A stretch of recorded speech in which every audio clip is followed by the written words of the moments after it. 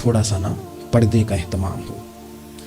میں کوئی تنقید نہیں کرتا، طنز نہیں کرتا، چونکہ ہماری بہنیں مائیں بیٹیاں ہوتی ہیں، ہم نہیں انہیں سمجھانا ہے.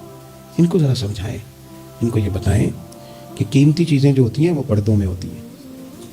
ہمارے گھر میں 20 تولے سونا پڑا ہو تو ہم نے کبھی نہیں باہر نکل کے بتایا کہ پڑا ہے، کیونکہ قیمتی ہے نا، تو پردے میں رکھا ہوا ہے.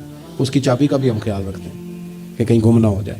اسی طرح ہر کتاب کو غلاف نہیں چڑھتا، صرف قرآن پاک کو چڑھتا ہے.